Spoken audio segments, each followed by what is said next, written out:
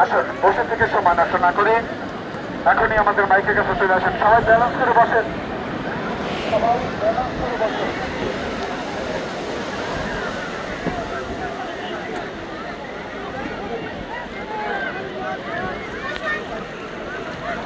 আসুন, স্পিড সুন্দরবন ভ্রমণ যাহারা স্পিড করে এই সামনে থেকে চাইবে যান।